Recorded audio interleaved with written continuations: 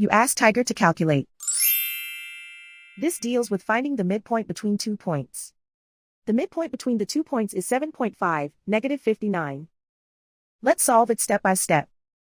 Plot the 2 points and calculate the midpoint using the formula. The coordinates of point 1 are, x1 equals -25, y1 equals -37. The coordinates of point 2 are, x2 equals 40, y2 equals -81. PM represents the midpoint of the 2 points.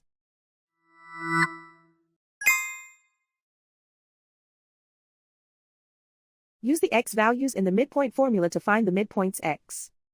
x1 equals -25. x2 equals 40.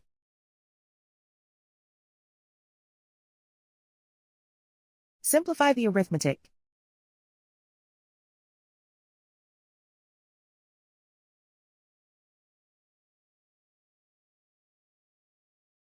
Use the y values in the midpoint formula to find the midpoints y.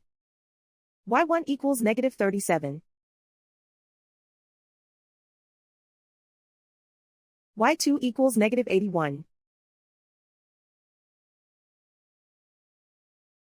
Simplify the arithmetic.